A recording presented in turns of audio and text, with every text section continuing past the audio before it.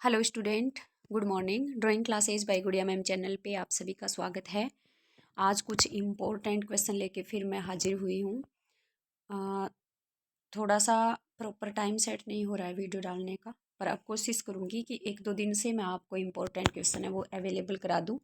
और ये half yearly exam शुरू होने वाले हैं कल से 11 तारीख से आप लोगों के। और आरबीएससी बोर्ड के लिए इम्पोर्टेंट क्वेश्चन है ये।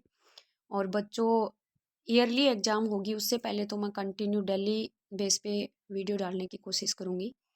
और अभी मेरे को बहुत कम टाइम मिल रहा है तो इसके लिए मैं आपसे माफ़ी चाहूँगी, लेकिन इंपॉर्टेंट क्वेश्चन है, इनको आप बिल्कुल भी स्किप मत करना, इनको नोट कर लेना। ये 5-6 क्वेश्चन तो हैं राजस्थानी चित्रशैली के, क्योंकि अब जो मैं वीडियो डालूंगी उनमें पहले 5-6 के हिसाब से क्वेश्चन डालूँ, क्योंकि राजस्थानी चित्रशैली जो चैप्टर है वो पता है आपको कि वो बड़ा चैप्टर है, तो उसकी हर वीडियो में मैं 5-6 क्वेश्चन ऐड करती चली जाऊँगी। उसके बाद इसमें जो क्वेश्चन आ रहे हैं वो क्वेश्चन हैं बच्चों, ये 4 का जो सॉरी 2 का है इस बार जो चैप्टर हमारे मुगल शैली का, तो उससे है। तो शुरू करते हैं, पहला क्वेश्चन देखते हैं। पहला क्वेश्चन हमारा है, कवि प्रिया केशवदास द्वारा किसके सम्मान में लिखी गई थी। अब देखिए, राजस्थानी चित्रशैली के जो सब्जेक्ट मैटर है, विषय वस्तु एक हेडिंग है, उसमें जो ग्रंथ हैं वो चित्रित हुए थे। रसमंजरी है, कवि प्रिया है, तो यहाँ बात हो रही है कवि प्रिया की। इस प्रश्न में देखिए 2 क्वेश्चन हो रहे हैं। अगर आपसे पूछे कवि प्रिया के राइटर कौन है, किसके द्वारा लिखी गई, तो वो केशवदास हैं। ठीक है, यहाँ पर इस जो कवि प्रिया की बात हुई है इस चैप्टर में, वो राय परवीन के सम्मान में लिखी गई थी। जो दरबारी होते थे, जो गणिकाएं होती थी, उनको सम्मानित करने के लिए कुछ किया जाता था, तो कवि प्रिया केशवदास ने राय परवीन के सम्मान में लिखी हुई है। तो यहाँ ये हो गया। अब बात आती है राय परवीन, मेल फीमेल नाम से लग रहा है जैसे मेल हो, तो राय परवीन कौन थी या था, जो भी है, तो ये ओरछा जो राज्य था वहाँ की एक प्रसिद्ध गणिका थी, दरबारिका थी। तो उसको सम्मानित करने के लिए और केशवदास ने ये कवि प्रिया लिखी थी। ठीक है, नेक्स्ट तीसरे क्वेश्चन की तरफ चलते हैं। तीसरा क्वेश्चन हमारा है, राजस्थानी शैली में चित्रित कोई 2 प्रेमाख्यानों के नाम लिखो। तो देखिए, जो सब्जेक्ट मैटर है उसमें एक हेडिंग ये है जो आपने नोट्स किए हैं उसमें, कि राजस्थानी चित्रशैली में प्रेमाख्यान चित्रित हुए थे, तो 2 के नाम पूछे हैं। तो यहाँ पे ढोला मारू और सोनी महिवाल आपको याद रखने हैं, 2 ही पूछे जाएंगे। ठीक है, 4-5 हैं ये, तो वो जैसे आपने नोट्स किए हैं, जो बुक पढ़ी है, चैप्टर पढ़ा है, उसमें आपने पढ़ेंगे ढोला मारू सोनी महिवाल। अगला हमारा क्वेश्चन है, रागमाला चित्र कितने पृष्ठों में चित्रित है। रागमाला एक ग्रंथ है राग रागिनियों की, जिसमें सचित्र व्याख्या है। अगर आपसे पूछे कि रागमाला क्या है, तो आप बताओगे राग रागिनियों की सचित्र व्याख्या, यानी कितने प्रकार के राग होते हैं, कितने प्रकार की रागिनियां होता है, इनका एक पूरा परिवार होता है, जो प्राचीन समय में ये एक म्यूजिक पर आधारित है, एक संगीत विधा पर आधारित ग्रंथ है। तो हमारा जो सिलेबस है, चैप्टर है, उसमें 36 से 22 पृष्ठ तक ये कवर की गई है, ऐसा इसका उल्लेख है। तो रागमाला है वो कितने पृष्ठों में चित्रित है, तो 36 या 22 पृष्ठ आपको ये बुक में लिखा पड़ा है। तो यहाँ पर इसकी जो डिजिट दे रखी है पृष्ठ की, पेज की, तो वो अगर पूछ लें तो हम इस चीज़ को भी इग्नोर नहीं करेंगे। यहाँ मैंने ये क्वेश्चन बना दिया है। नेक्स्ट क्वेश्चन की तरफ चलते हैं। नेक्स्ट क्वेश्चन हमारा है, चोर पंचासी का कौन सी शैली का चित्र है। ये प्राचीन ग्रंथ थे, चोर चित्र थे जो चित्रित हुए। जो चोर पंचासी का है वो मेवाड़ शैली का है। एनसी मेहता संग्रह, अहमदाबाद गुजरात में ये आज भी संग्रहित है। संग्रहालय इसका पूछे तो दोनों चीज मैंने यहाँ पे डाल दी है। चोर पंचासी का संबंध मेवाड़ शैली से है। ठीक है, फिर एक है राग मेघा, जो माधोदास ने 1680 में चित्रित की थी, तो ये मालवा से है। राग मेघा का संबंध कौन सी शैली से है, तो मालवा शैली से है। राष्ट्रीय संग्रहालय नई दिल्ली में ये राग मेघा चित्र है, ये सुरक्षित है। तो देखो, ये प्राचीन जो ग्रंथ हैं उनमें से सीन लिए गए थे, दृश्य लिए गए थे, इनके नाम रिलेटेड पूछ लेते हैं, कौन सी शैली से संबंधित हैं। तो ये राग मेघा मालवा से है, चोर पंचासी का मेवाड़ से है। राष्ट्रीय संग्रहालय नई दिल्ली में संग्रहित है। नेक्स्ट क्वेश्चन हमारा है, तो ये 6 क्वेश्चन हमारे राजस्थानी शैली चैप्टर के थे। नेक्स्ट हम मुगल शैली में आ जाते हैं। तो कुछ क्वेश्चन मैंने मुगल शैली के इंपॉर्टेंट डाले हैं, कुछ बचे हैं जो नेक्स्ट वीडियो में आपको मिलेंगे।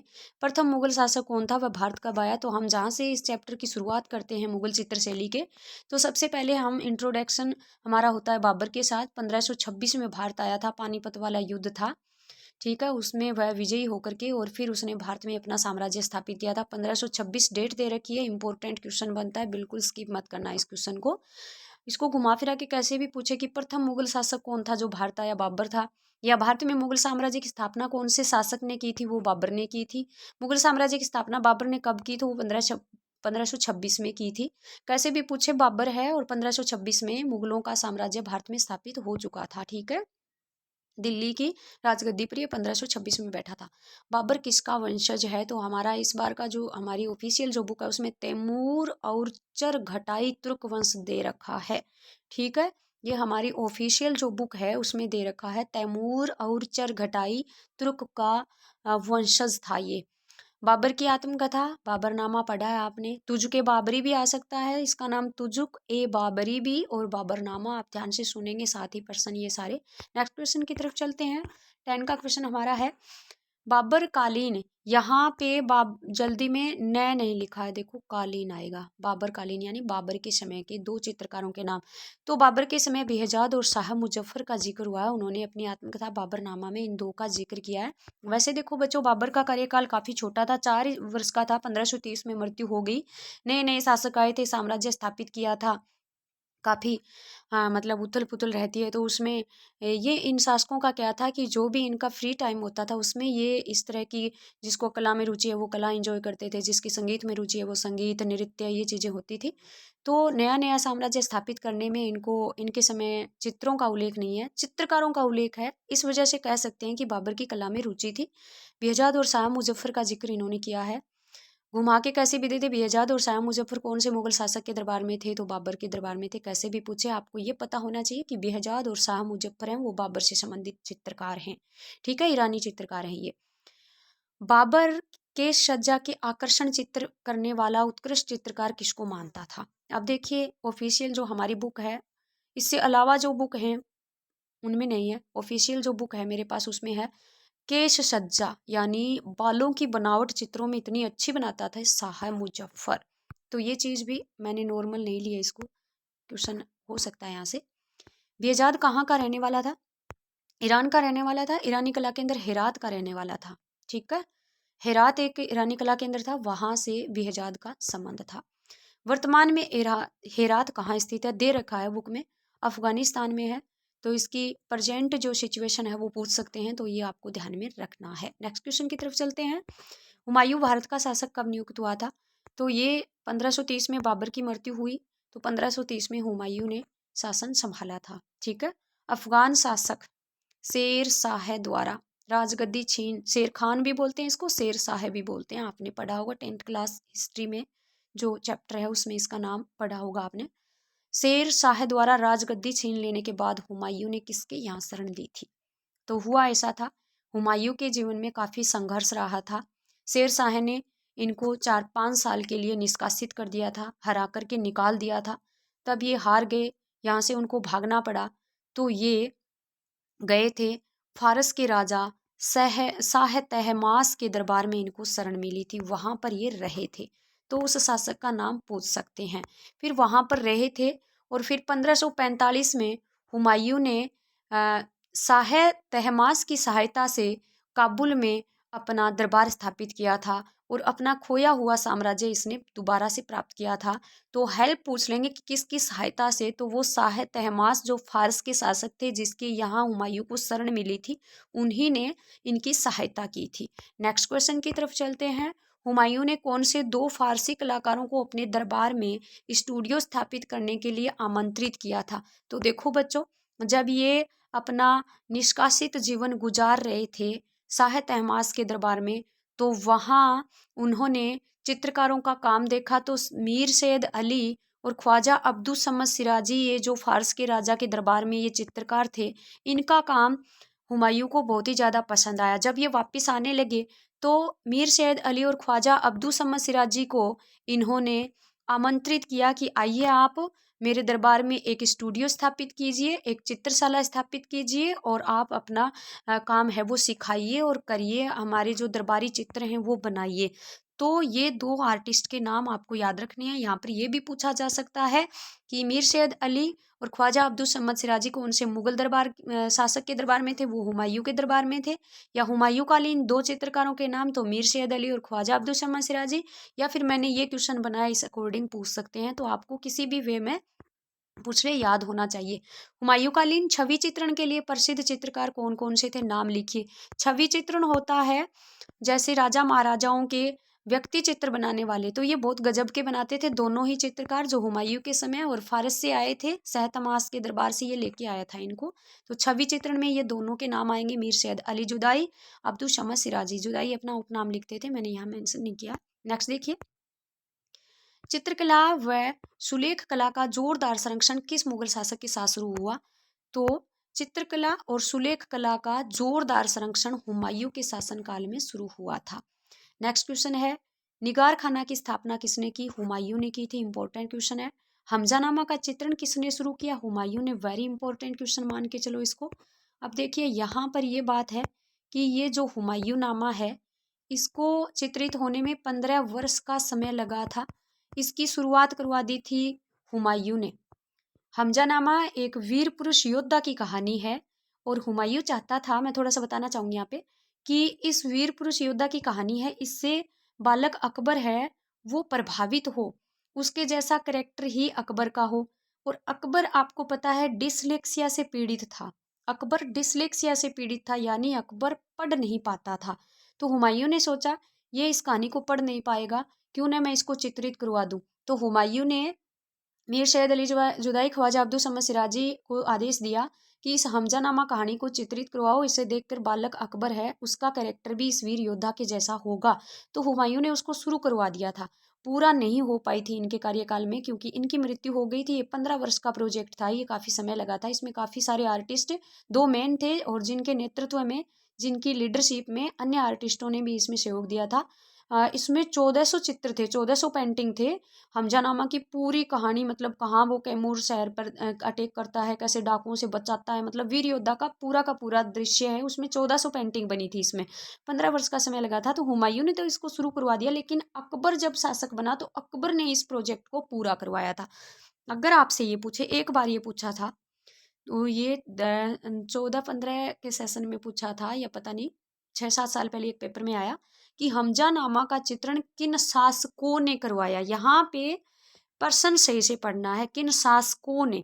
शासकों ने आ गया तो हुमायूं और फिर अकबर दोनों नाम आने चाहिए थे।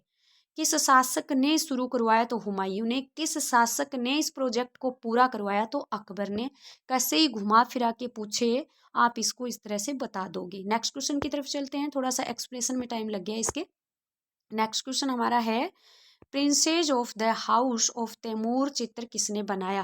अब देखो बच्चों, ऑफिशियल बुक है उसमें ये जो नाम है इंग्लिश के, इनको हिंदी के जो नेम है इनको इंग्लिश में ऐसे लिख रखा है इस लैंग्वेज में, और लास्ट ईयर ये हो चुका है।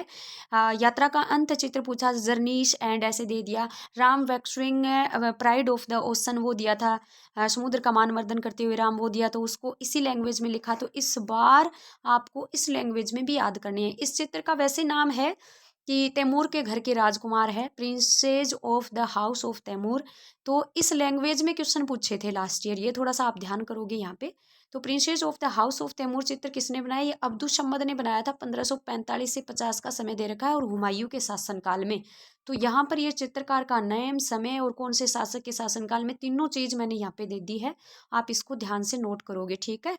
ग्वालियर के किले का निरीक्षण करते हुए बाबर, ये एक पेंटिंग है और ये चित्र किसने बनाया।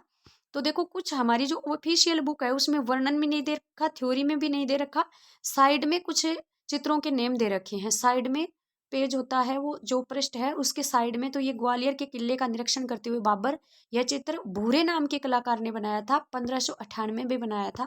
तो इस तरह के क्वेश्चन भी लास्ट ईयर 1-2 पूछे गए थे जो पेज पे अलग ही दे रखे हैं, जिनकी तरफ हम पढ़ाते हैं तो पढ़ाने वाली जो थ्योरी है उसमें नाम नहीं है, साइड में है, तो वहां से भी क्वेश्चन उठे थे लास्ट ईयर।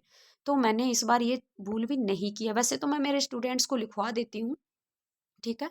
नेक्स्ट देखिए, फिर नेक्स्ट हमारा क्वेश्चन है, अबुल फजल, नेक्स्ट और लास्ट है, अबुल फजल किस मुगल दरबार का इतिहासकार था?